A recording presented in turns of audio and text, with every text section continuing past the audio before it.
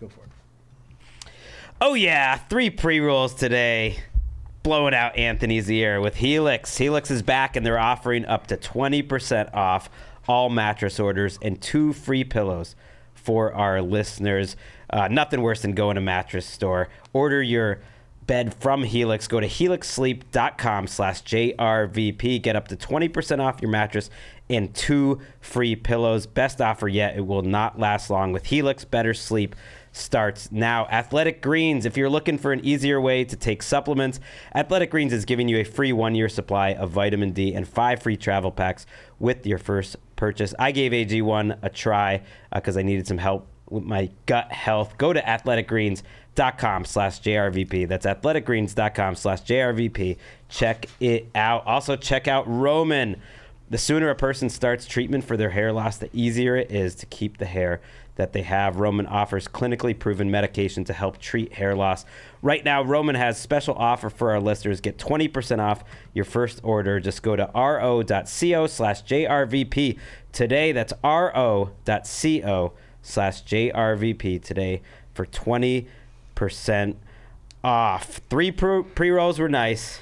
It's no match for cooking up some zoo animals, having sex with a fish, and Anthony's biggest fan in Asia. All coming up in episode 191 of the Jeselnik and Rosenthal Vanity Project. JRVP. Junior Vice President. They're the 4 horsemen of the apocalypse.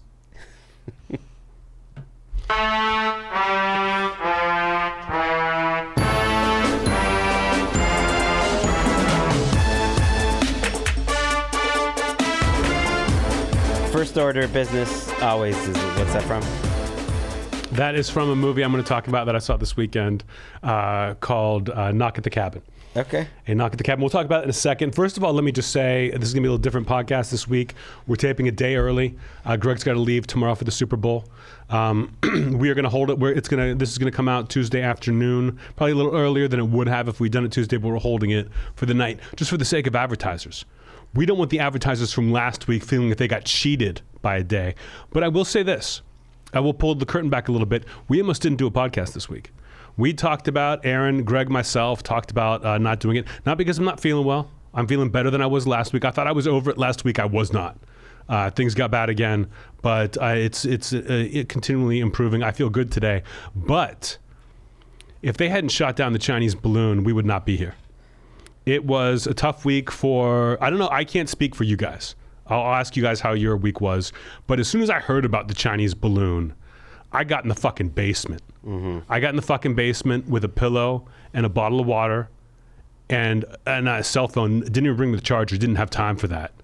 And tried to hide out. And I don't have kids. I was like, thank God I don't have kids. Thank God Liz and I are childless. So we could just huddle up inside a cardboard box in the basement of the building I live in and wait this out. Finally, they shot it down. They shot down the balloon over Myrtle Beach, and I can breathe again, and I can podcast again, more importantly. But I'll tell you this. I don't get into politics a lot in this podcast, but the way this balloon was handled disgusts me. This would have been way different with President Lyndon Johnson in the White House. I'll say that. Greg, how did you get through the Chinese balloon? Well, I do have kids, unlike you, and so it just hits on a totally different level. Like a lot of parents, I kept my kids home from school. Mm-hmm. We don't have a basement. We can't afford that. But I'm not letting them go to school and who knows, the balloons could be targeting the schools. They could be spying on the schools. It's a Chinese balloon. You don't know what it's going to do. It doesn't have to obey the laws of balloon that you get from other countries outside of China. Go look at the balloons you have in your house right now and see where they were made. You better pray to God it's not China. Those Chinese balloons do not fuck around. They want us all to look up. And then what's going to happen? Right. I mean, if you look around the country, I think of the Party City location near me, shut down. No more balloons. Mm-hmm. Why is that? Mm-hmm. They don't have democracy in Party City. You know what I mean? It's a monarchy. Like what China has? You know what it reminds me of a little bit is like how for years, so many articles, so much concern when the Y2K was going to happen. That everything was going to get shut down. Just concern. And then it happens, you get to Y2K, and actually no big deal. This is like the Y2K, except it actually happened. The Chinese balloon. The thing that we've thought about forever as the worst case scenario, and here it is, above us all. Were you like me, where you didn't have to be told that it was shot down, that you just unclenched kind of when you felt that it was gone, and then you checked the news and you were right? Yeah. I mean, it's like one of those times it's hard because this is a comedic podcast, the Jeselnik and Rosenthal Vanity Project. JRVP. Junior Vice President. And I do an NFL podcast. It's kind of silliness. It's sports. It's not that silly, but sometimes things... It's stupid what you do. Right. It's dumb. Things happen. It's just idiotic. Whether it's an arrest or like social justice uprising, or now this Chinese balloon is a whole nother level where it's like what you do just doesn't feel important. It's hard to meld those two things. So I'm glad it's gone now. And when you think about the things that the Chinese have at their disposal, you know, between the missiles and the planes and the tanks and the hats, people forget about the balloon. And the balloon's what worries me more than anything else. I worry about that balloon. And there might be more balloons. You can make unlimited balloons if you have the resources. Aaron, how did you do? Was it a gun in the mouth situation, Aaron? I bought a gun. Because of the balloon? To fire at the balloon, or to take yourself out before the balloon touches down? No, I duct taped it to a drone, so I was ready. Oh, you duct taped the gun to the drone? To a drone, yeah. And was there an ability for the drone to fire the gun, or was it just to show them the gun so they knew that we weren't gunless? It's mostly to let them know, you know. Mm-hmm. Yeah, show them the gun. Mm-hmm. What kind of gun? Handgun, you know, pistol. What name the type of gun? Like exactly. H&K 750. Ooh, you got the 750. Yeah. Okay. I would have gone the 850, but that's just me. You got to justify that price, though, you know. Did you find yourself, this is for either, you just like acting differently because the balloon was there? Kind of like, okay, if it's there, I'm going to throw him off the scent. You know, I'm going to have different behaviors than I normally would. Confuse the balloon. I refuse to say happy birthday to anyone for the whole week. Just what if that's what triggered it, the balloon? But I'm glad it's gone. I'm glad we as a country survived the Chinese balloon. It wasn't ridiculous at all. It wasn't silly in any way. And I just hope the Chinese people pay for what they've done with that balloon. It's well said. Yeah. Okay. Let's move on. Let's get serious for a second. Rest in peace, Annabelle Jeselnik, my parents' dog. Annabelle, 18 years old, finally passed along. It was trending that way for a while. My parents loved this dog. I did not like the dog for the first 10 years of its life. It was a little annoying.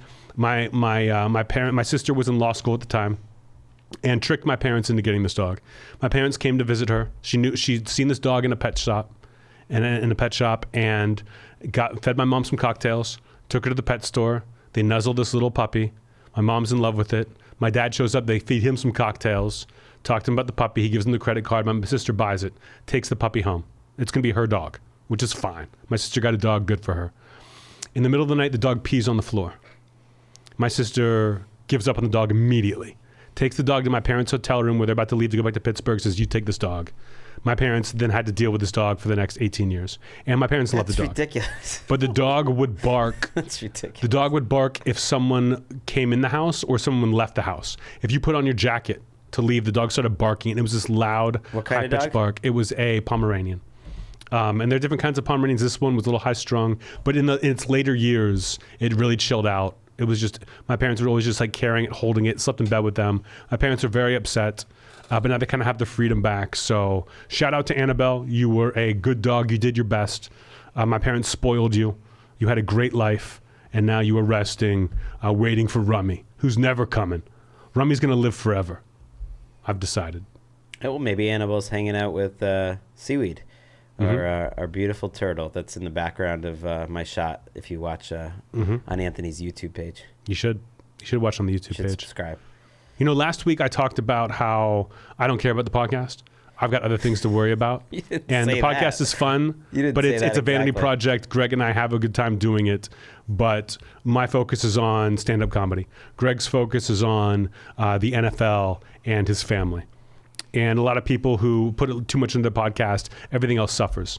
Aaron could have a great life if he didn't have this job, but he chooses to pour everything into producing this podcast, and then whatever he has left over, he produces other podcasts with, and then deals with his child. But people took that to mean I don't want people to subscribe to the YouTube. Subscribe to the YouTube. Maybe I'll put stand-up on the YouTube. Who knows what happens with the next special. Subscribe to that. Watch the YouTube. Get our numbers up. And it's strictly an ego thing, yes. There's bad podcasts who get like 100,000 views in a week. We get like 10. And I want it to change. I demand it changes. If everyone who listened audibly, watched visually, I would be happy. We got to grow this bitch without putting any effort into growing it. Back doing shows. Again, last week, I thought I was better. I was not. I saw comments, people being like, he still seems very sick. I'm surprised he still did the podcast. You got to get going. At a certain point, you got to say enough's enough. I've been in bed for a week. I canceled what I had to do. Now let's get going. I'm not going to be 100%, but I'm going to get the wheels moving. So once I'm healthy, I can deal with the Chinese balloon. Did some shows last week, and then I really felt it. Like the adrenaline combined with not feeling well, I just like felt like pure shit. An hour before the stand-up, got through the set, 15 minutes at the store, 15 minutes at the Improv, and then felt a little bit better. But I was like, okay, let me take a little more time. I'm doing a couple shows this week, and then I'm back on the road next week in Louisville. I think there are tickets available for the late show Thursday. Otherwise, the other 5 shows are sold out. They're going to be selling out, guys. You got to get on there. And again, if I see people saying, I want to go to West Nyack, shows are all sold out. There will be tickets released at the very end. I take my comp tickets. I give them away. So keep checking. Show up at the club the night of. There will be a couple seats. If you're just like 1 or 2 people, go to the club and say, I know it's sold out. Can you get us in? I bet they can get you in. I bet it happens. I'll guarantee it. Other than that, I want to talk about a movie I saw this week called A Knock at the Cabin. Okay. You guys have not seen it yet, Aaron, Greg? No. No, but between the trailer, which I saw in the theater, and just the premise, I was like, I think I'm gonna go see this. I've not seen an M. Night Shyamalan movie Shyamalan movie in a long time, but this one seemed intriguing. Listen, I like M. Night Shyamalan a lot. I will see anything he does. Lady in the Water has one of the worst things I've ever seen, but the book based on Lady in the Water, the making of it, is so good that I'm glad he made it. I love that M. Night Shyamalan finances his own movies himself, so that he makes a ton of money. He can do whatever he wants with it. The trailer looked awesome. I love Dave Bautista. I wanted to see him in that kind of role, and I wanted to go opening weekend so I could like read about it afterwards. Enjoyed the movie. It's an hour and 40-minute long movie. I enjoyed maybe 90 minutes of it. The end, I'm kind of like, okay, is there going to be something that makes me happy? There was not. And then I did not read the book that the movie's based on, called Cabin at the End of the World. I own the book. I just haven't gotten to it yet, and didn't even know it was based on a book at all. But then I read the differences between the book and the movie, and why they changed it for the movie, and then I was furious. I don't understand why you would take a story and then change it. And I get why he changed it. He changed it because he wants a mass audience, and the book is not a mass audience ending. Changed it for the movie. You should have done something else. Something different. The idea of them adapting the movie like word for word the way the book was would have been so fucking awesome. I would have loved it. And the line, "They're the 4 horsemen of the apocalypse," is a thing that they say at the end very seriously. I didn't spoil anything, but it was a laugh out loud. And I walked out of the movie being like, okay, it was interesting. It's worth seeing. Like any Shyamalan movie is, no matter what you think of it, it's always worth seeing. But I was mad. I get mad when they sell out an ending like that. So go see it if you want. I think the further you get away from opening weekend, the less you're going to want to see it. But I enjoyed it up until the sellout ending. Wait, but you didn't even know it was a sellout ending until you read about it. Now, is this ending that could have happened? Does it involve like a dead kid? And that's that would have that's the most hardcore ending there could be, and so that's what I'm guessing. I wasn't going to spoil. I wanted dead kid. I wanted dead kid. I didn't get dead kid. And is that how the book ends? Yes. I was trying to go spoil free, and you spoiled. I just wanted to see if I could guess that right. Shoot. Well, sorry guys. Yeah, they were like, the book ends with dead kid. We couldn't do that. It's a movie. We changed it immediately before we did it, and no dead kid. And even then, even if with no dead kid, there's a way that the ending could have been different in a way that I would have found satisfying as someone who wants like a Twilight Zone type ending. Give me more of a downer, and this was like, hey, it's all good, and I don't like that. I don't like it. Have you seen The Mist, Anthony? Yes. Yes. Love that. Give me The Mist. If they had stopped the movie 10 minutes at the end and then just showed the end of The Mist, I would have been psyched. I would have been so psyched. And that was a change from the book, too, from the novel. And a good one. Stephen King was like, I wish I'd thought of that. Which was fucking... Have you seen The Mist? The Mist is... Okay, so The Mist... I can spoil The Mist. The Mist is old. So aliens come or something, monsters come. There's this big mist that goes around. They're just stuck in like a mall or a grocery store. A bunch of different people. They're wondering, how are we going to get away from these monsters out there? We can't go into the mist. The monster's going to get us. Some people leave. Some people get killed. Finally, the main dude takes his kid and 2 people with him into a car. They're driving out of the mist. There's monsters everywhere. They're like, oh no. He runs out of gas. He's like, we're fucked. We're totally fucked. Everyone's going to die and get eaten by these monsters. He has a gun. He's got a gun with like 3 bullets in it, and there's 4 people in the car.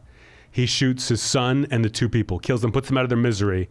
He's out of bullets now. He's going to get eaten by the monsters. He gets out of the car. All of a sudden, the military comes through. They've just defeated the monsters. If he had waited 5 minutes, everyone gets saved, but he killed everyone. And that's the end of the movie. And don't forget, on the truck is a lady who was with them at the start. Yeah. Who left.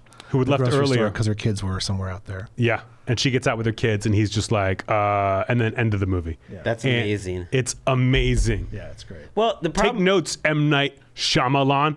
Well, the problem with the Cabin movie, what's it called? Knock at the Cabin. Knock at the Cabin. I mean, that's the premise in the trailer. Is like one of these 3 characters is going to die, essentially, and one of them is a young girl.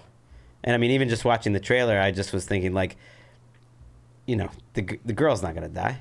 Yeah, you would think. And listen, in the book, things are a little different. Again, we're spoiling everything. I wish I could be like, just fast forward a minute. Well, we and can I'll tell you what happens in the add book. a little warning on the audio version. I mean, if you're watching on YouTube for the first time, you're screwed. Like it's Okay, too bad. spoiler alert for the book. Spoiler alert for the book. Here's how the book ends. Okay, and this is kind of in the movie. I'm gonna go ahead and give it all away. So there's a part where it's down to just like Dave Bautista and the 3 members of the family. There's a gun involved. They wrestle for the gun in the book, and the gun goes off, and the daughter gets it. The daughter gets shot. And the whole point is like, you've got to sacrifice one of the 3 of you in order to stave off the apocalypse. But the guy's like, well, since you didn't choose it's an accident, it doesn't count. You still have to, one of you has to still die. You have to sacrifice yourselves. It's a sacrifice. It's not just killing someone. And they're so upset that they're like, fuck it. And they just leave. The 2 guys just go off together, and they're like, whatever happens, happens. So if the world ends, we don't care anymore. And that's how it ends. So it's like, you don't know if the world's gonna end, if it's all fake. But in the movie, girl doesn't get shot, and the 2 guys have to decide who's gonna die. And then they do that, which is like ridiculous. And then they go off, and you're like, okay, well, now was it all fake? What's happening? And they're like, no, the apocalypse has ended. It's over. Everything was going to be fine. And it's that kind of ending. And I was like, if they had left and you're like, hey, the apocalypse is still happening, then I would have been like, all right, cool. They were too late. That would have been cool. But this was like the worst possible bullshit. Steven Spielberg, War of the Worlds. Oh, your son's actually still alive at the end. Bullshit that I don't like. Sorry, I spoiled it. I couldn't help myself. I did that. That's why you got to watch YouTube and subscribe so I don't do things like this. I blame the Chinese balloon. There's another one. And now it's time for. Or do you have anything else you want to add? You want to talk about NASCAR? It's up to you. I mean, didn't you want to talk about your Talib Kweli thing? I was saving that for the beginning notes. Oh, okay. I mean, I was at NASCAR yesterday, yes. Surprising. Just you and Walker? Places that, you find yourself in. I was thinking, because Cypress Hill played in the pre-race thing. Mm-hmm. And I was thinking, I've only seen Cypress Hill live twice in my life. Once was at the 1995 Lollapalooza, in which I was, I think, a sophomore in high school. And then now here it is, 2023. My son had brought me, essentially, because I'm not a NASCAR fan, but he's really into NASCAR, to this NASCAR show and got to see Cypress Hill there. What is that? 20 years later? 28 years later? That is preposterous. That is the circle of life. You're flying high at Lollapalooza. Now you're here at the NASCAR show. Seemed weird for them to be playing like hits from the bong to like 40,000 people, but people liked it. It's kind of a fun thing. I saw Cypress Hill in high school. They were great. My son likes Nothing More. It is maybe his favorite. What does Emeka and Ellis do while you're? It's like Mother-Daughter Day, or do they just like they're just kicking it, waiting for you guys to come back? Ellis did take advantage of the time and had a friend over, which isn't like nearly as fun or possible when her brother's there. But we had a blast. It's like it's great to see him so happy. But that was my highlight of the week. And now I'm heading off to the Super Bowl. Also celebrated my friend Wes's life. 2 years since we lost Wes, and so we all got together, did a little pub crawl essentially of all his favorite stuff. Sort of celebrated him by just like getting all together, him and all of his closest friends, which was like a very cool way to celebrate something. I think I wouldn't have realized before losing someone so close to you that like the anniversaries of his death like is a big deal, like weighs heavily. It's just like a time to like sort of think about him and reflect on all that. And so we're 2 years out as opposed to 1 year out, so it was a little different. We had a good party. Does it make you feel better that like when I eventually die, if you had to do like a day of things that I do, you would just like sit around my place? You would just like hang out in my condo? I don't know. I mean, I don't know who's still around on Team Jeselnik by then. Or really, at any point, it's unpredictable. I mean, I've been there throughout. Mikey's there. Mm-hmm. Come on out, Mikey. It's you, Mikey, Liz, like trying to fight off Rummy.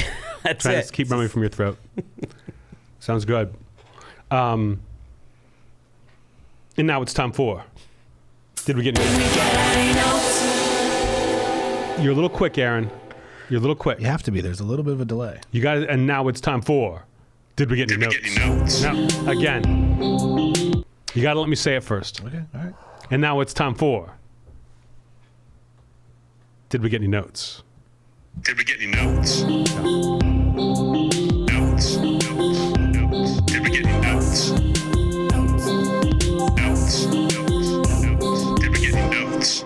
This is the first episode that Aaron is on the soundboard. He's doing a good job so far. We're going to test him a little bit here. He's got all the buttons he's got to hit. We had to go through him like figuring out the volume on different things. But I think he's going to do pretty well here on the Jeselnik and Rosenthal Vanity project. JRVP. Junior Vice President. I like it. I like the test. I feel so unencumbered. I have a lot of pressure because I've often said having to do all that has made my performance 10% worse. You know, just because I have to think about all the buttons. So do you feel like I'm giving you a better performance? I feel like I got to find something else for you to do because now, my assistant is now finding the stories, getting the emails. You don't touch that. You don't have the soundboard. You kind of have to. You read the ads. You do the ads, but this 50-50 split is in jeopardy. I'll tell you that. Did we get any notes? I want to talk about something. Last week, I was on a podcast. I taped it like a month or two ago. A podcast with one of my favorite hip-hop artists of all time, Talib Kweli, has a podcast called The People's Party. And they invited me to be on it. I was surprised to get the invite, but I was excited and went and did this podcast. And I forget a lot of what we talked about on the podcast, to be honest. Like when it airs months later, I'm just kind of like, I kind of remember. But my mom actually told me, I talked to my mom to give her my condolences on Annabelle. And she was like, yeah, I saw this article that was kind of digging into you for your take on cancel culture. And, you know, some of the comments, they were defending you, but, you know, the guy seemed pretty mad at you. And I went and read the article. And these things don't bother me. I don't even remember what the article was. It wasn't like a major publication. But I will take any chance I can to dunk on this cancel culture argument. The article was angry at me. They're saying, like, I don't think cancel culture is a thing. And I have no sympathy for Dave Chappelle. He complains about, cancel culture is making my job harder. I think I said, your job should be a little hard. You're making $20 million a special. He also won a Grammy last night. He won a Grammy last night for the special that everyone got the most mad at him for the closer. Mm-hmm. He won the Grammy for that. Okay? He's playing arenas. He makes so much goddamn money that him saying, you're making my job a little hard. Why are you complaining? I was like, I don't understand what the complaint. Just do what you do. You get to say whatever you want. And this article is like, oh, cancel culture is not a thing. Dave Chappelle endured months of attacks from the trans community. What is your definition of attack? Mild criticism? We don't like it? If you're that big and your audience is that huge and the world watches your special, some people are going to not like it. And they're going to say it. And that's the worst that happened to him. They're like, oh, he got attacked on stage. That was a crazy dude. That was a crazy dude looking for like 15 minutes. He didn't give a flying fuck about what Dave Chappelle jokes about on stage. I don't understand why the biggest comic in the world would spend so much time complaining about this stuff. And then the article goes on to say, what about cancel culture is not a thing? And I said consequence culture. He's like, oh, it's the left parroting term. Get the fuck out of here. There are consequences to what you do always. It's not being canceled. Because what about Roseanne Barr? Roseanne Barr lost her entire career over one tweet. Yeah. Her entire career was an ABC sitcom. She worked for Disney. It was a racist tweet. You're going to lose your job over that when you work for ABC. That's ridiculous. Well, I think there were other examples. And the thing that makes me the most mad about this is I get a lot of pushback from comics for not being on the cancel culture guy. Hey, you got to listen to the podcast. Don't let the woke mob win. Get the fuck out of here. You're afraid of social media. When you talk about the woke mob, you're talking about social media. And if you're going to use social media for things, it's a double-edged sword. But the thing at the end where they're like, I don't know if Jeselnik's joking or if he's just doing this to get the woke mob off his back. I don't worry about the woke mob. I do not. You know who comes after me? You know who comes after me on social media trying to get me canceled? Is the fucking right.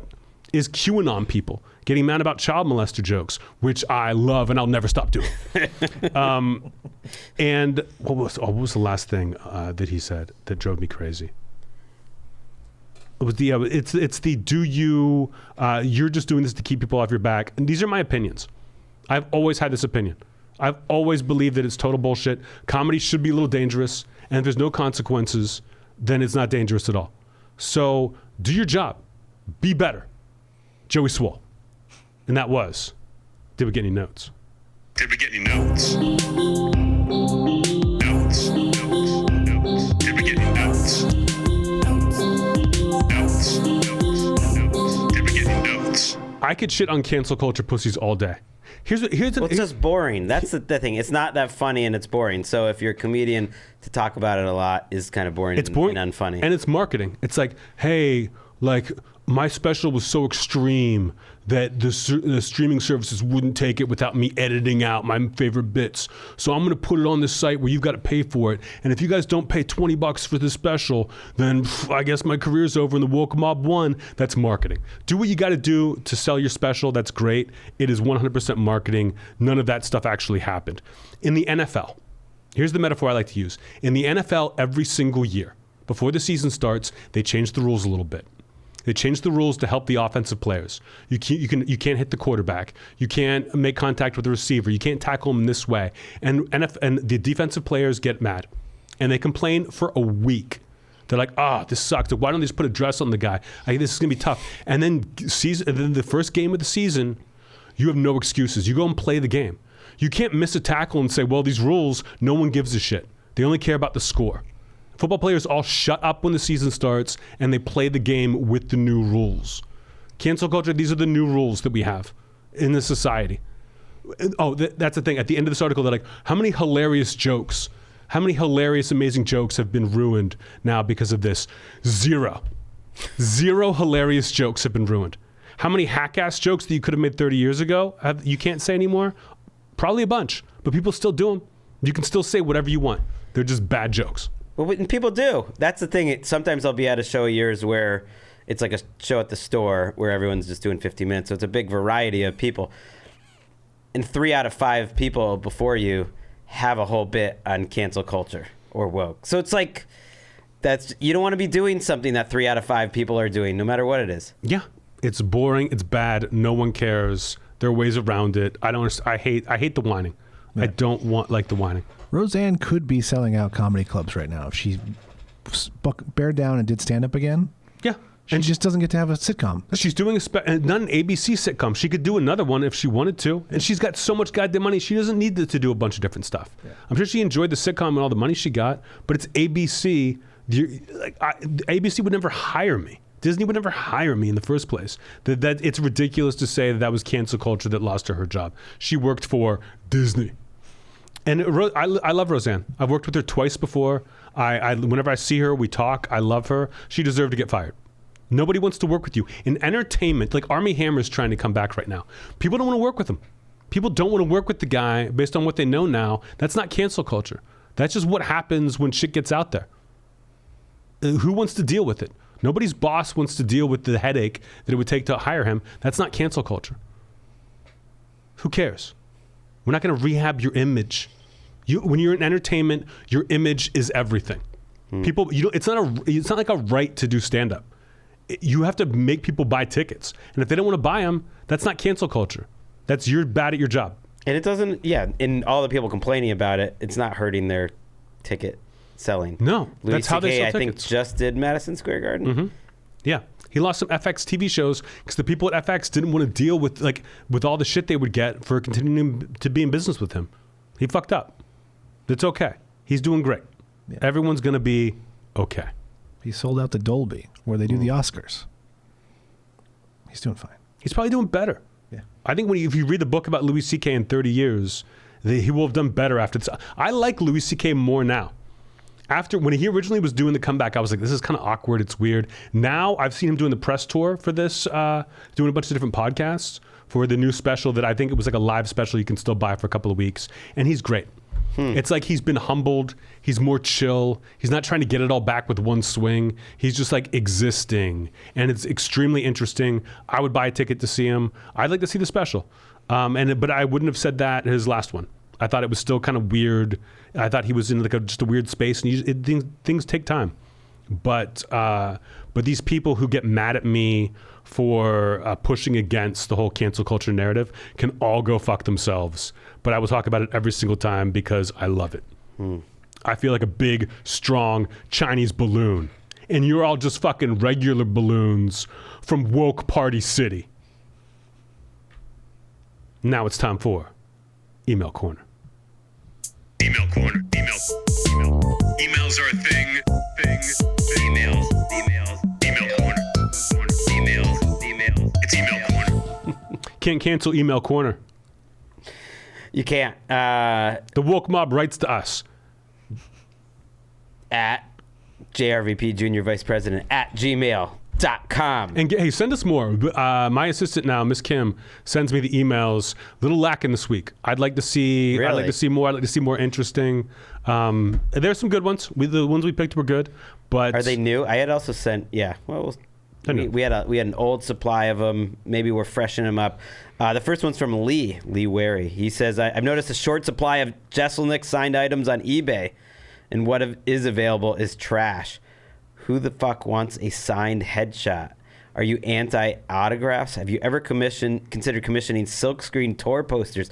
Artists like Jermaine Rogers and Emek, E-M-E-K, I don't know, do incredible work. I would love to get my hands on a Jeselnik signed tour poster, a smirking Anthony in a leather jacket with a devil from one shoulder impaling an angel on the other would be worth whatever you decide to charge. Thanks for all the great content. Greg as well. Thanks, Lee.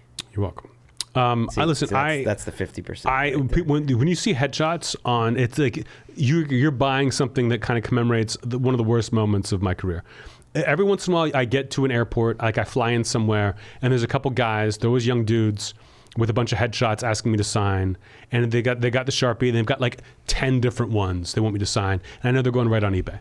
It's just these people who like are autograph hawks, which is like crazy that it's even still a thing. I'm not anti-autograph. My signature looks like shit, and most people want a picture. I'm happy to take the picture, but these guys just want them, and it's so annoying that you want to say no because you know they're just selling them right away.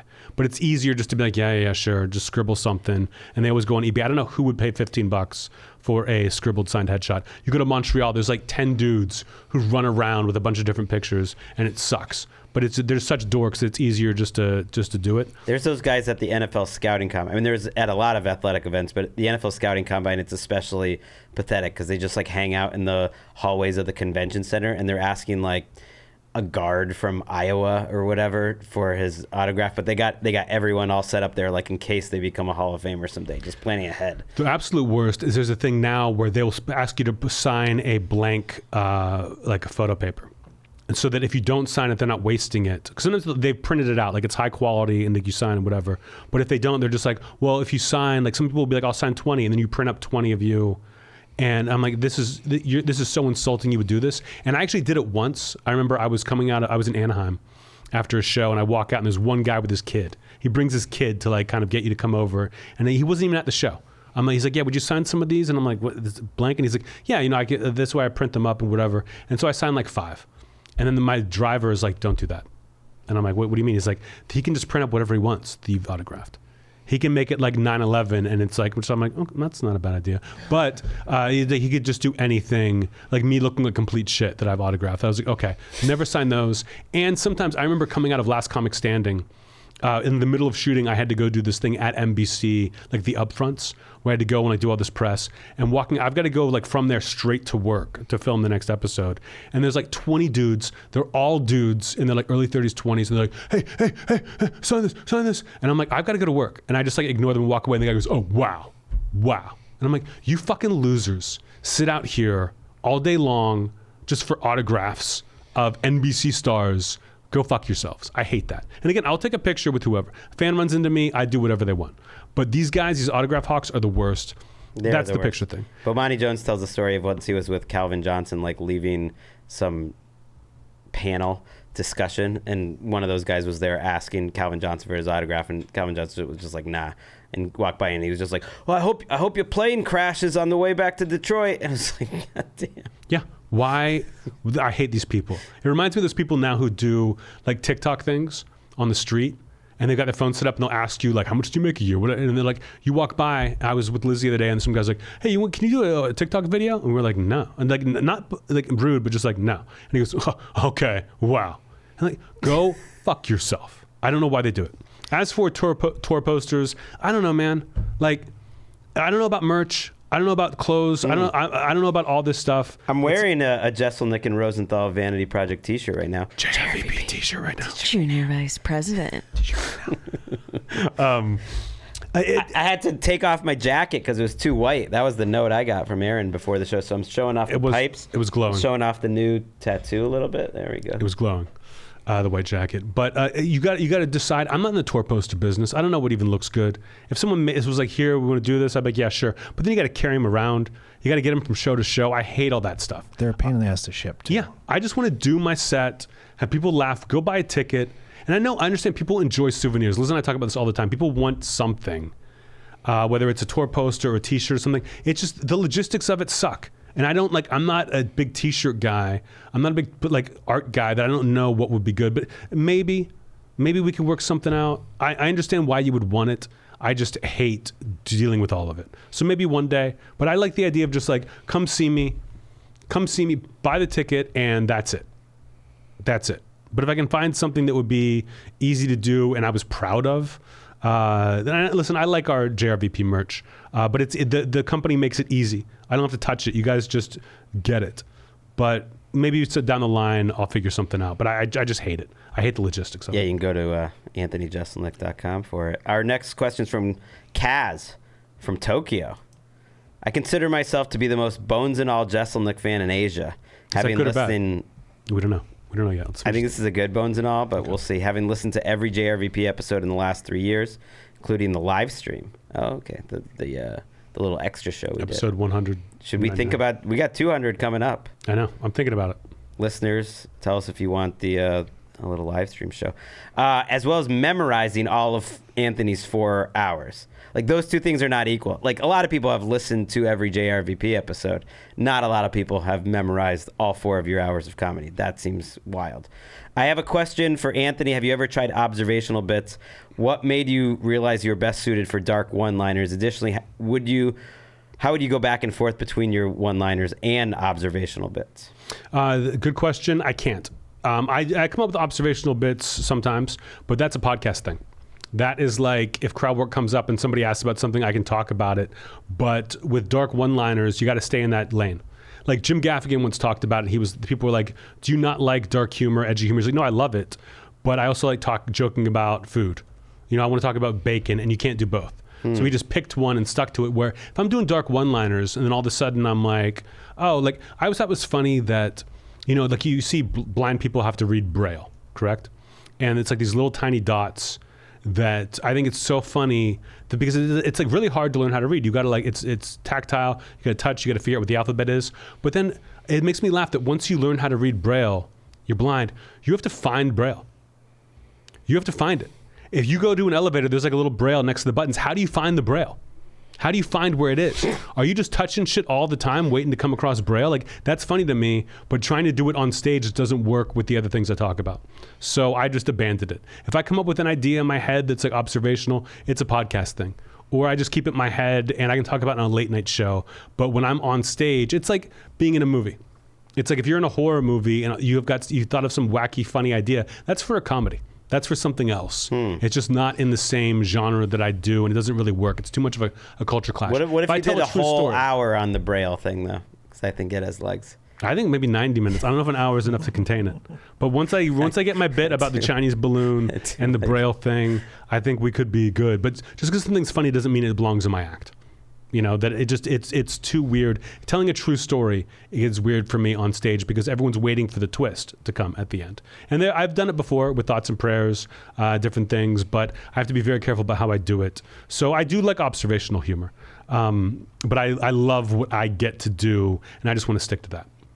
Yeah, I thought you were going to start doing some true stories you did after your last special. I've told a couple, and then just threw them out. I get sick of telling them over and over again. It feels fake. Where I love the jokes. All right, last question is from Jessica Valdez. I was listening to a podcast recently where they casually referenced Tom Cruise and his love for having sex with fish. I turned to Google to find that this is a pretty well-established rumor. There's a lot of speculation about why he may or may not be having sex with fish. But either way, he's still the man who brought us the love scene in Top Gun Maverick. Mm-hmm. Good point. Anthony, Greg, and Aaron, have you heard any wild story about yourselves or a peer in your respective fields? If so, how do you respond? If you heard that you loved having sex with fish, would you set the record straight or just ignore it? And they thank you for the podcast and wanted to say my friend Susan always gives the best advice and introduces me to the show. Love you guys so much, bones and all.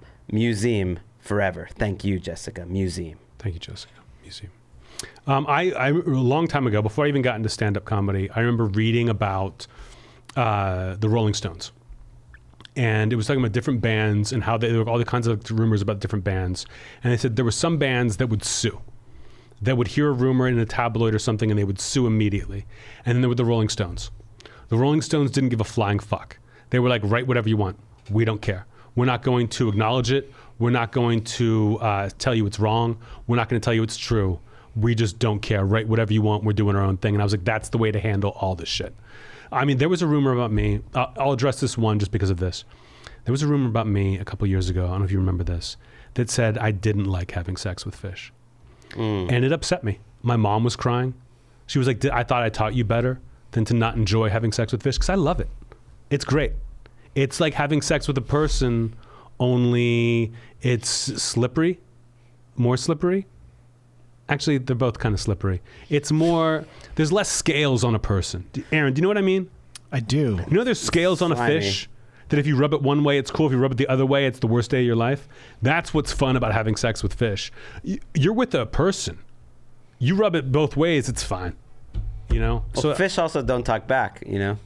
Just fish. If you fuck them right, they do. If you fuck them right, they're all flipper. Yeah, I mean, if you've got like the fish story, it wouldn't surprise me if that originally came from Tom Cruise's camp.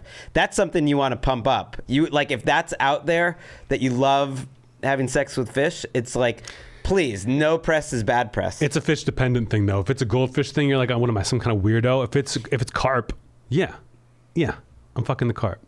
Like, what's his face? Going back to music, Rod Stewart, famous rumor that he blew so many dudes once they had to pump like gallons of semen out of his stomach. That followed him around forever. It's like the Richard Gere gerbil thing.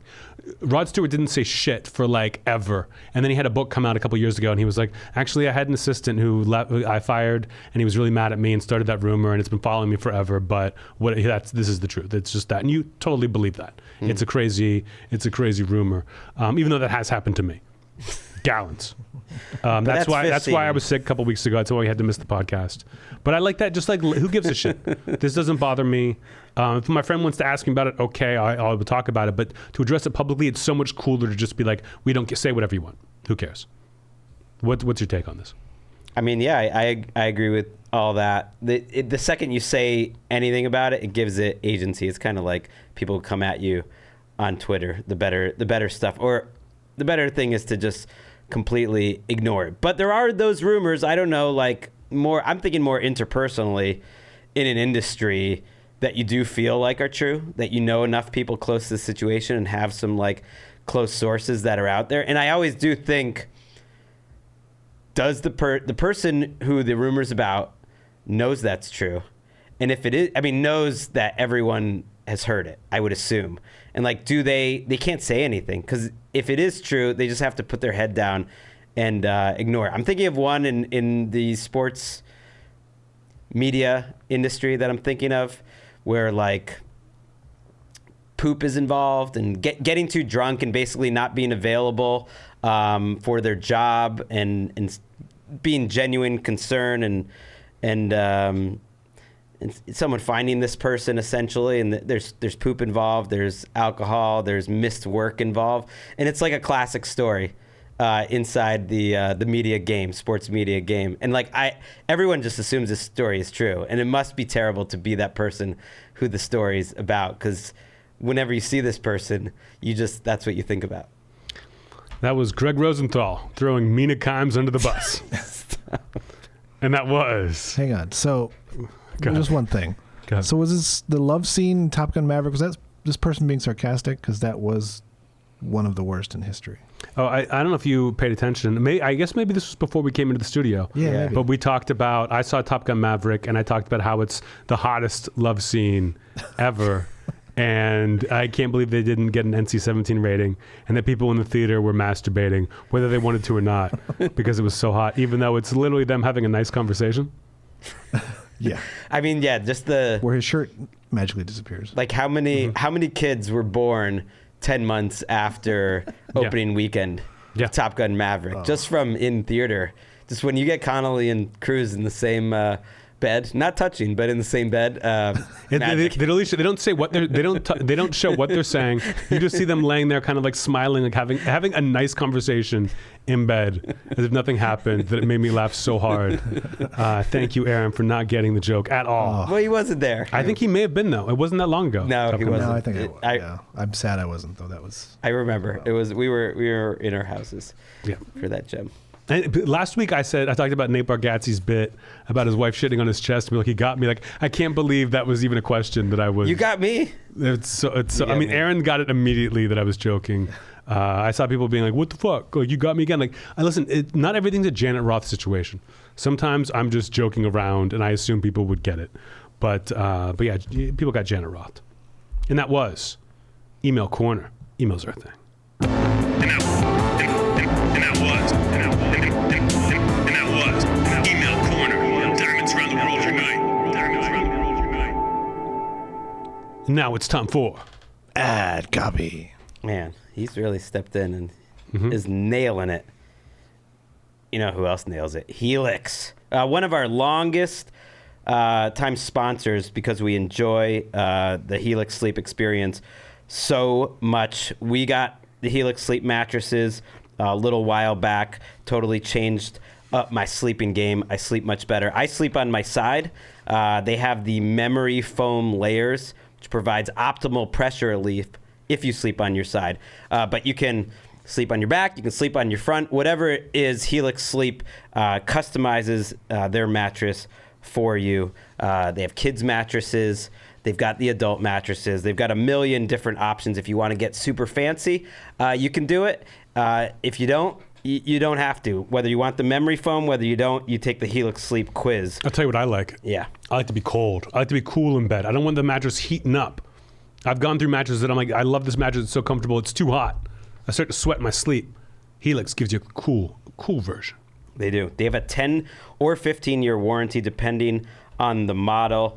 It's also no risk. You have a 100-night trial, 100 nights, and a 10 to 15-year warranty. So if you don't like it inside the first 10 to 100 nights, rather, you can return it. And I also just love how easy it is to unbox, and it arrives at your door. You don't have to go to the store. There's no problem putting it together. Obviously, it's the mattress. You just open the box. It's very easy. Shows up at your door. Awarded the #1 mattress picked by GQ and Wired magazine. Helix is now offering up to 20% off all mattress orders and 2 free pillows for our listeners. You go to helixsleep.com/JRVP. This is their best offer yet.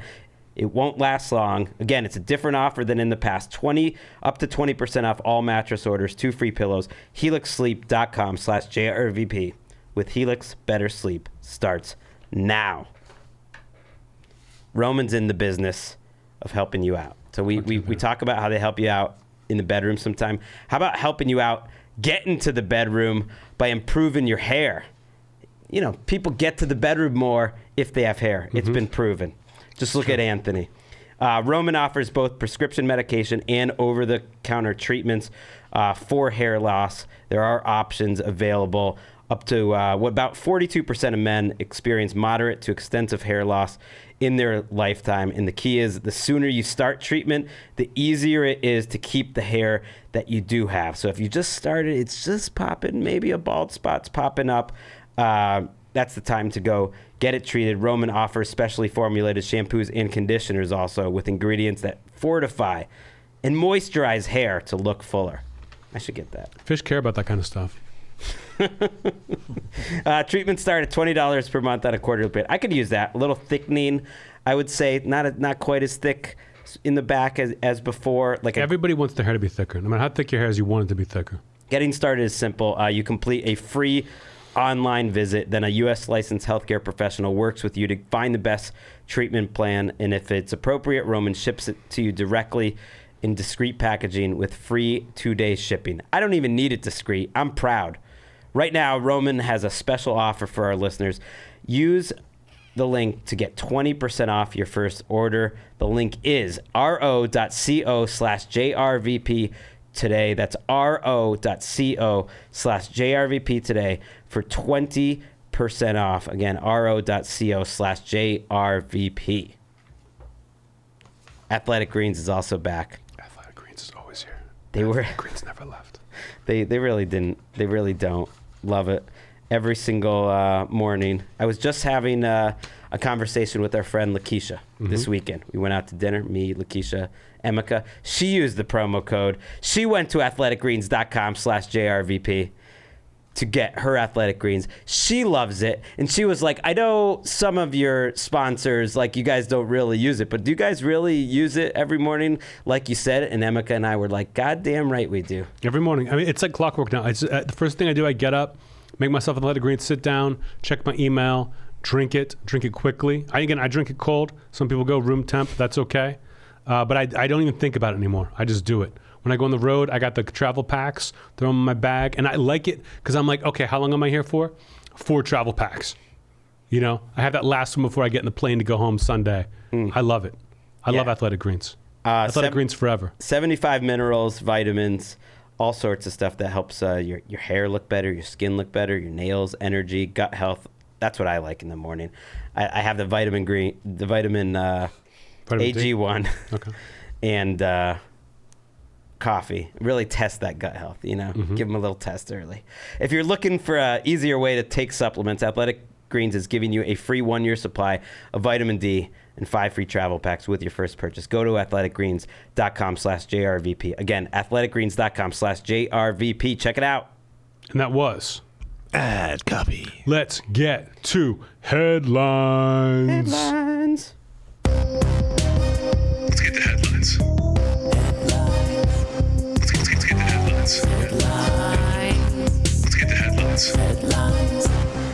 like that one. Did you watch? Did you watch Bomani Jones' show on? I need to. I really want to, but I haven't yet. I watched this week's episode last night just to watch him destroy Jake Paul. The Jake Paul interview is fantastic. I love Bomani Jones. I hate Jake Paul. It was fun to watch them interact. Bomani just bodied him, but he talked about this first story, and I love it. Oh, really? It's the Churchland JV basketball program in Portsmouth, Virginia. It's in a little bit of hot water. Tough spot recently for the basketball coach. So one of her players, I think it was like her best player, certainly one of her best players, not available for a big game on the road. And so the assistant coach, who is 23 years old, came up with the best plan that she could. She put on her player's jersey. She impersonated her, and she bawled the fuck out. This is why this is so funny to me. It's because, okay, like, listen, you're a JV team. You gotta do some wiggle room. You're missing a player. Do you have to forfeit the game? I don't know. Did they not have enough players that they would have had to forfeit? That I don't know. Good question. That's what I assumed. It was like that makes sense. Then it's like you have them on the bench. Don't let them in the game. Just put your head down. You're wearing the jersey. It's like, yeah, we've got the 6 players or whatever we need to do. But they put this girl in the game. Have you seen the video? Aaron couldn't do the soundboard and show the video this week, but look this story up because the video is what made me laugh so hard. That this girl balls the fuck out. This woman balls out with a bunch of little girls. She's 22, maybe she's 23. But she is like talking trash. She hits the layup and turns around and it's like, boom, and one. Yeah. Which is so funny to me. Like playing defense hard, like enjoying herself. Enjoying playing with 13-year-olds. Not trying to hide the fact at all that she is 9-10 years older than everyone else. Well, I was expecting her to be way bigger, but that wasn't the giveaway. She really wasn't way bigger or anything. She's bigger. But in a way of she wasn't like there were like the forwards and the centers that were 13 or 14 were around the same size. You could certainly even tell from far away that she's just older, but she wasn't like towering over them. But if you tried to come into the lane on our Alicia Boykins, she's sending that shit the fuck out. Like it was into the first row with those blocks. They should have televised her like finding out that they know what she did. Because I mean, she's gone, she's fired, and everyone else in that coaching staff is fired, and the team had to forfeit the season, of course. The varsity coach was fired because they said she was there as well and was supportive. I don't know what that means exactly, but I think she's like on the sidelines being like, great job, great, almost just pretending that that's a real player. So she knew the whole time. But you're right, the money shot is her hitting a running layup and getting fouled. It's an and one. It goes through the hoop, and she turns around and she just slams it down like, and one. It's hilarious. It's hilarious that you would get 14-year-olds. Like if she would just went in the game and just passed to everybody. I'm only gonna pass. I'm gonna play like credible defense, but I'm not gonna swat the ball away. Then it would have been like, okay, you did what you had to do to get so the other girls didn't suffer because the teammate couldn't be there. But to come in and treat it like it's fucking game 7 and you're in the Garden is so goddamn funny to me. Of course they're all gone. But I think this is like, she got canceled from her basketball team. She's going to get hired right away. If you're like, well, tell me about your last job. Why did that end? Be like, oh, I went in and I was a coach and I went in and played against 13-year-olds and I crushed it so hard that everyone knew and we all got fired. You're getting hired for whatever the job is. Right. I want that person on my staff. They will accept nothing less than domination and winning. Rick Pitino's going to hire whoever it is. They did not have to forfeit the rest of the year. The team, the girl, first of all, who they faked her identity, was the one that was especially upset and brought this up to everyone. She left the school. Apparently, she was like a pretty good basketball recruit. She was playing another game. She was on a club team, a better club team, and like playing in a different game that she couldn't be there. She's like, yeah, I got to get the fuck out of here. So she quit the school. Then all the players and parents all met, and they all decided to just quit for the rest of the season because they were just like, fuck this school, fuck these coaches. We're just not going to play anymore. Yeah, it's humiliating. It ruins your love of the game. It would be like if I got sick when I was in Raleigh and I got sick and Aaron just decided to go up on stage wearing my leather jacket and did my act. Aaron, you'd get fired. You'd be fired for that. But it would. Hope so. It would Don't even think about it. It would be like that, except he just killed. It was like a Peyton Manning in the United Way situation from SNL when he's just like, just pissed at the little kids. I mean, You crush it with observational humor. shout out to Arlisha though. I mean, I like that she went hard. I mean, I love it. It's so goddamn funny. It's a Billy Madison situation, but getting caught for it is hilarious. I mean, imagine just the coach on the other team. Be like, there's no fucking way that girl's 13. There's no way. It's awesome. Roll it.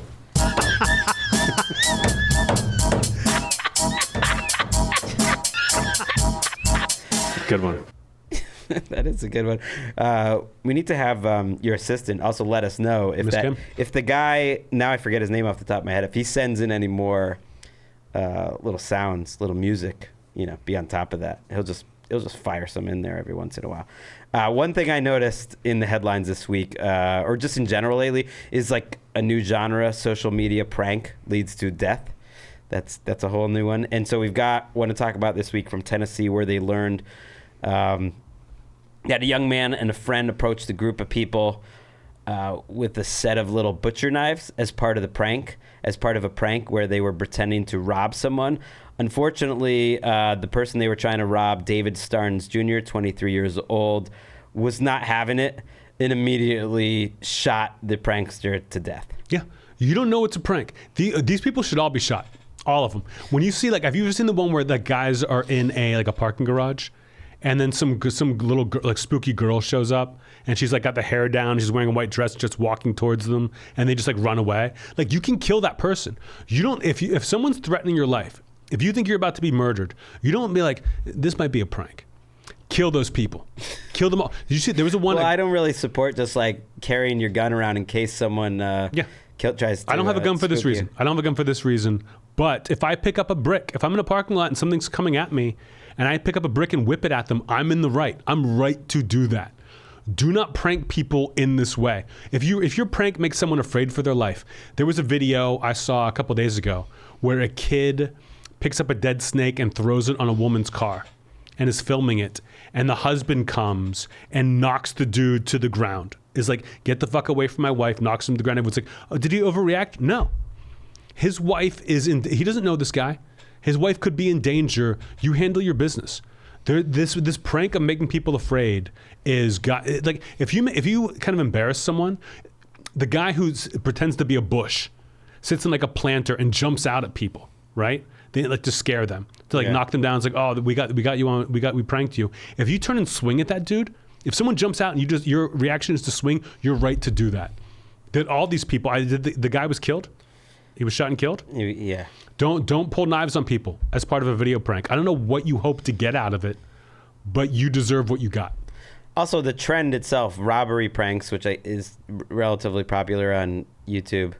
There was another set of twins who were charged with a felony with a similar, where they did a fake prank, and they have 6 million subscribers. But it went too far because the bank thought it was real. Of course it is.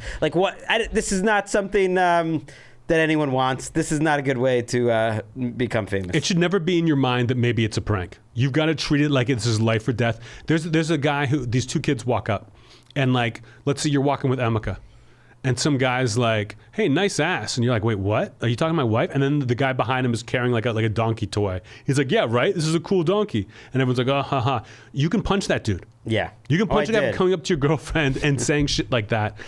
I like the prank, the guy's walking and he pretends to fart. It's just a big dude walking and he there's a sound effect and the woman behind him what the fuck? Okay, no one's afraid for their life. You're disgusted. Classic. I don't like it. You're going down an escalator.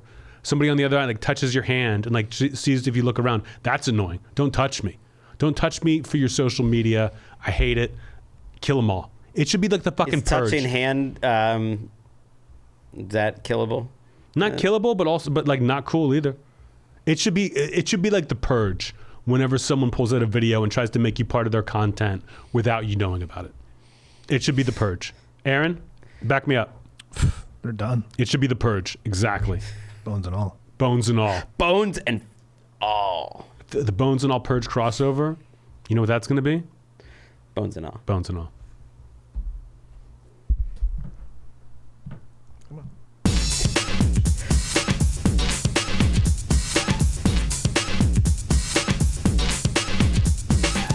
You know what I like about Aaron being on the soundboard now is just bringing back the Rosenthal point. Well, Let's yeah, bring back I think this hit is it. the toughest spot here for Aaron is deciding when to hit the music cue to move on, because it's an art form. You know, you want to end on a high note. You don't want it to go on too long. If it goes too short, like that's fine. But yeah, I'll try to do a point. But you don't have. I think. But Aaron, you could also just do it yourself. But you can feel it out. Right, you could do it yourself. But if the moment comes and I try to give you the point, I don't know if you'll see it though. Maybe I'll do it into the camera, because I'm a short man and we're blocked by multiple monitors. So I don't know if you see me, Aaron. But if you go too short, we can still keep talking about it. I would say, like, just find the moment where you're like, you know what, this bit's done. Okay. And if I think I still got something, I'll keep going. Another thing about cancel culture, if you think for a second I wouldn't make way more money if I complained about cancel culture and decided I was a cancel culture warrior, you're out of your mind. The woke mob doesn't pay me shit. They owe me money. You know how many fish you'd be having sex if you just went woke? One more than I'm already having sex with. I'm rolling around on the ground in crushed ice and fish. A lot of cost-cutting measures around public resources these days, Anthony. Libraries. True.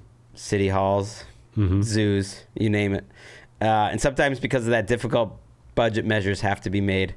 And this happened in Mexico. Director of Zulchipan, a zoo in the city of Chilpancingo. I'm sure you're saying that right. Put 4 of the zoo's 10 pygmy goats. They got 10 pygmy goats at the zoo. But he put 4 of them on the menu for a big end-of-year banquet last December. They were delicious. Now, pygmy goats are the little tiny goats. They look like baby goats, but they never get bigger, right? I assume. Probably. Aaron, am I correct? Pygmy everything is that. Pygmy's little. So, was it like a zoo event? Yeah. Okay, it was like a big end-of-year banquet. Like, I don't know if it was like people who donated a lot of money to the zoo, but it sounded like a very fancy banquet, and on the menu were 4 pygmy goats. Did it say on the menu like these are goats from the zoo, or was it just like, hey, if you want goat, we got goat, and then later on they're like, well, didn't we have 10 pygmy goats? Now we got 6. I don't know. It's okay. You don't have to know. This is hilarious. It's hilarious that the director of the zoo would just think like, I got to feed all these people. I'm running the zoo. What can we eat? What do we got here that we can eat? How many things at the zoo can you really eat? Probably not that many. Well, you know what's not part of things that you're supposed to be allowed to eat?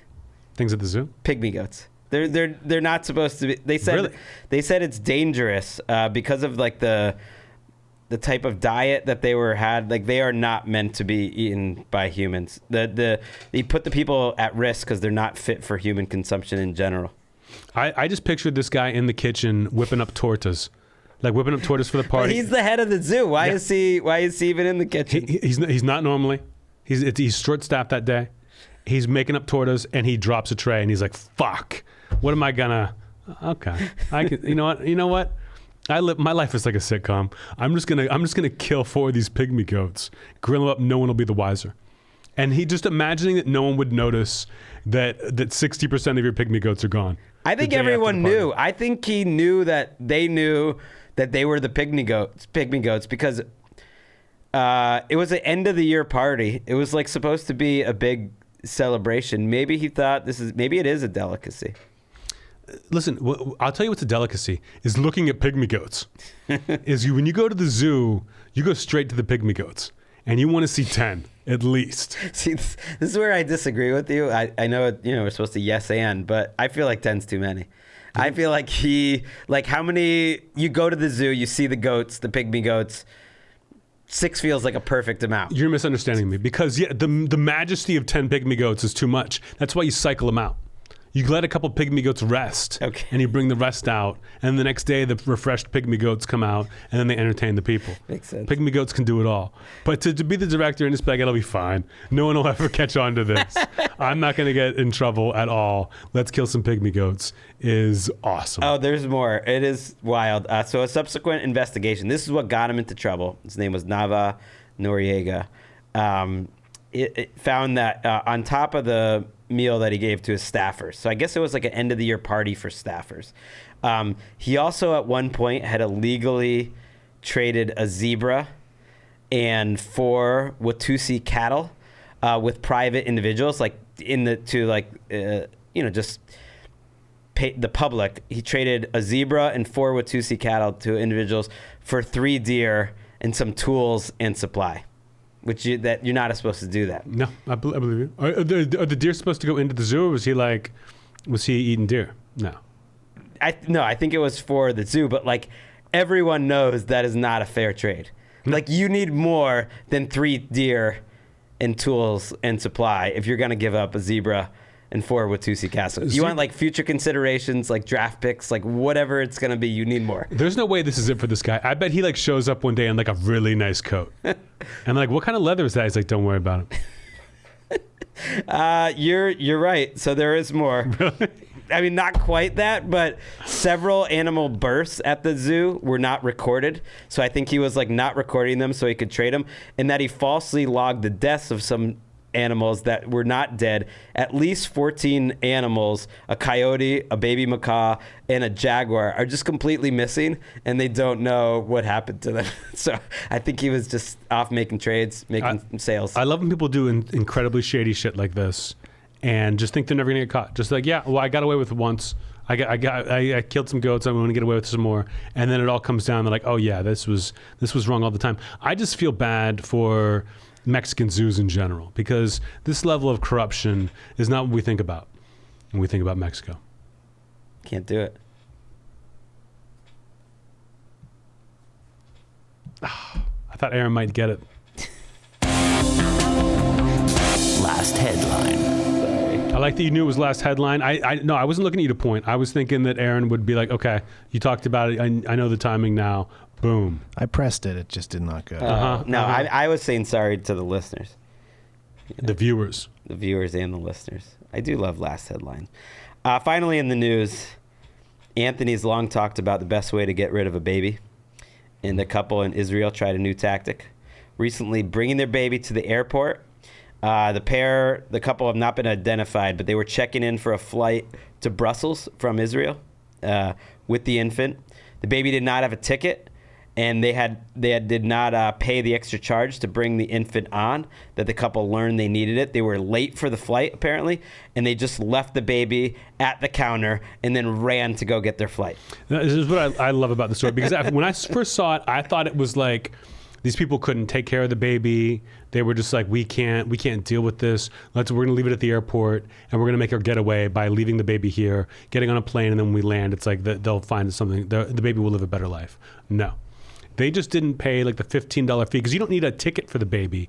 You just need something that says you have a baby with you. It was $27 extra fee to bring it, and then you hold it in your lap.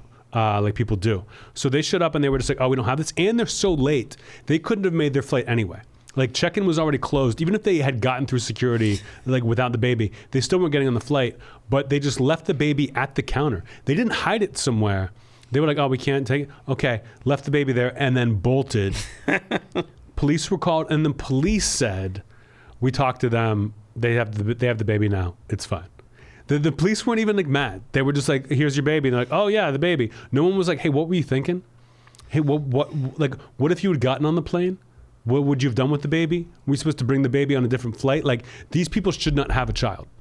Everything about this is pure incompetence on the most hilarious level possible. I agree with your interpretation, and I do wonder if it was just like an incredibly spacey couple. Like they were a little stoned. Have you ever been in a situation, you check in, you're late, oh, I left my carry-on at the front. I go book it, and then you get to the plane. Oh, my tennis racket's back there. Except in this case, it was their baby. You can't have a baby. If you get so high that you forget your baby's somewhere, you should not have a baby. I'm just saying, because it seems like they genuinely just forgot the baby. I have been high and left my wallet every time I bought a movie ticket in any movie theater ever. Left it at the counter as I walked away. That's okay. I get my wallet back. But this is, I don't understand how there weren't consequences. There was like, oh, it's fine now. I agree. They got the kid. Like, did all three of them go to Brussels? Was it just like they did not make the flight, as you mentioned? They had no hope in the end, and the Israeli police, said there's no further investigation. They weren't going to be punished. I think you should at the very least, put them on a little watch list. Let's just check in child services every once in a while. Yeah. And make sure they're doing okay. Throw yourself on Instagram every couple of days. Let us know you still have the baby. Because at $15 fee is what keeps you, is what lets you feel like this isn't worth it. You shouldn't have a baby. I thought when I first saw the headline, I thought that they were like, that they check in, they go with the baby, they're getting on their flight, they put the baby in a chair, and they just sit in the flight and just hope the flight takes off. And they land, they don't have a baby anymore. They're now like a couple with a childless couple. And then they're sitting on the flight and they're like, would the Johnsons in B4 and B5 please ring their call button so we can talk to you? And they're like, oh, I wonder if they got us. You know, like that is hilarious to me to think you were trying to get away with it. I don't know. I wanted to hear an interview of what was going through their heads. They thought it was okay just to leave their baby and run. Like, do they think if we leave the baby and run to the flight, they've got to hold the plane to bring the baby to us? Like the baby couldn't get through security, so we're going to go through security, make them take our baby through security. Even then, it's insane. I can see a dad doing this. I cannot see a mom going along with it. A mom and dad. Bro, I've been to Brussels. It's not that cool. You can get to the next flight. I'm trying to think if I've ever left a baby anywhere. I'm sure I have. Not like I went far, but you just like put the little seat down. You're going somewhere else in the grocery store. No, I guess that's never happened. It's a common thing that people leave their baby in the back seat because Right. the seat's turned around so they don't see the baby and they get out. They're in a hurry somewhere. It's always a high stress situation where you're like in a hurry and you just forget that the kid is in there, and it's usually very tragic. But this, to leave it in the airport, to be like, oh yeah, we can't get on the flight. I'm going to prove that I can get in the flight, and just leave the baby and take off to use your baby as a prop like that is hilarious. I can't wait till the kid grows up and finds out what they did. You wouldn't tell them. That would be scarring. They'll Google it. They'll find out something. Why did they take their names out of it? Why wouldn't they like, you're going to be publicly shamed for this. You deserve it. Just to help with the baby in the future, not having therapy. That would be very traumatizing. I'm sure they're worried about the baby's therapy. And now it's time for choo-choo recommendation station. And you know what, Aaron? We're going to include you this time. So we're going to go last. And now that you're on the board, now that you're on the stick, you're doing a good job, better than I thought you would. If you want to recommend something, you can. If you're not, you can pass. But we'll go to you last. Greg, what do you got? Okay, I'm going to recommend another book. I've been on a winning streak here at the beginning of the year. I really enjoyed this book, Detransition Baby, by Tori Peters. Have you heard of this book? No. Because it was a relative bestseller, I believe, when it first came out. It's in paperback now. It's about it's not really from one perspective, but on some level, it's about a guy who has detransitioned, who was a trans woman, in detransitions, and he gets his new girlfriend pregnant, and comes up with the plan essentially to ask his old girlfriend, who's trans woman, he used to date a trans woman, to like help raise the baby, which on some level is a very conventional, almost soap opera-ish plot, which is one of the things I enjoyed about it. It was a very, on some level, like conventional, very enjoyable novel. Like if you like Jeffrey Eugenides, I kind of reminded me of, or Curtis Sittenfeld, like a good sort of, or Jane Austen, like good sort of like drama, but relationships, except in this case, it's all, in the trans world, which I frankly hadn't thought as much about, I guess, because it hasn't come across my life. But all the sort of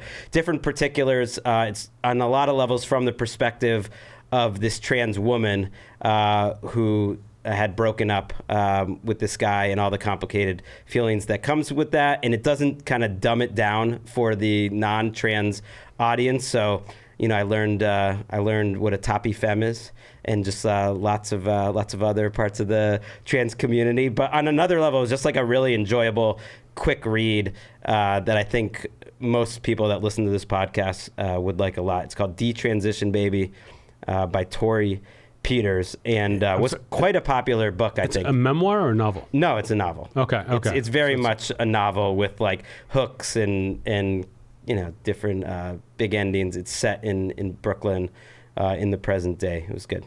Okay. I heard her, Tori Peters, so it's written by a trans woman, and I heard her on a podcast, and she cracked me up. She wasn't really talking about this book. She was talking about other stuff, but she was just so funny that I was like, okay, I'm going to check out her book, and it was a funny book. Okay, so don't Google Toppy Femme. Read Transition Baby. Detransition Baby. Detransition Baby by Tori Peters. Detransition Baby by Tori Peters. My recommendation this week is also a book. This is the last book I read in 2022. It's called No One Left to Come Looking for You by Sam Lipsyte. Lipsyte is the name of the author. It's kind of a, it takes place in like 1993, I believe, early 90s New York music scene. This guy's in a punk band. The main character's in a punk band, and their lead singer is like a junkie and totally unreliable. Like the band's unreliable. They sound like they were trying to make it. They're at the tail end of like, we're probably not going to make it here. But the lead singer's a junkie. They've got a gig coming up. The junkie goes missing and steals the guy's bass. And he's got to try to get the bass back and find his lead singer and keep the band together. But there are murders. There's all kinds of intrigue. It's like a mystery he's got to solve. And it takes place in that world of 1993 New York City music that I've really enjoyed. And it's funny. It's very funny. The guy's name, the guy trying to get through the world with his dignity is very, very funny. And I really enjoyed the book. Really liked it. And I think any of our listeners could read it and enjoy it. So it's got a good mystery. It's got some menace to it. And again, 1993.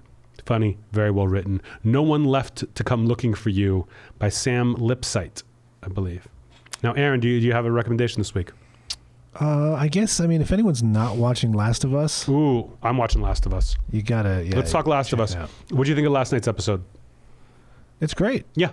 I like the logic of the world they're in and the atmosphere they've put out there. It's not like it is a zombie show in a way, but it's not a zombie show the way that we've seen it. Yeah. It's a very well done post-apocalyptic. Yeah. It's a huge budget, and I feel like you can see the budget. Yeah. It's like they're putting all their money into making this world. Performances are great. I'm enjoying that. I think it's 4 episodes down. We got no episode this week because of the Super Bowl, and then we got 5 more this season. It's already been renewed for season 2. I'll watch every episode. I've gotten Liz into it. Episode 3 was an all-timer. Yeah, I'm kind of shocked episode. that it's so good because it's based on a video game, but people that I know have been talking about Last of Us as like the best narrative video game of all time forever. So I guess it does make a little more sense. Yeah, but whatever they do, they nail it. They knock everything to the fucking moon. I love this week's episode, and to get Liz into a show like this is a high bar. So I'm glad that Appointment TV is back. Yeah. You got to watch it every Sunday. I'm not going to binge this shit because I like to read the articles and find out what people think. But it's a water cooler show. And what's the name of the actor? The main dude. He was on SNL this week. Pedro Pascal. Pedro Pascal is fucking awesome. The Viper from Game of Thrones. I love it. I love everything he's in. Mandalorian. The one good thing about, I hate The Mandalorian, but the one good thing about Wonder Woman 1984 was Pedro Pascal. Yeah. So I will watch anything he's in, and I love that he's in it. Love the cast. Check out Last of Us if you have not. We are all Aaron and I are big fans. Yeah. Greg will eventually get there, and that was. Recommendation station. Aaron, you got 2 choices. You can have we can have Walker get us out of here. You can have Debbie get us out of here. What are you gonna do, buddy? I'm going the original.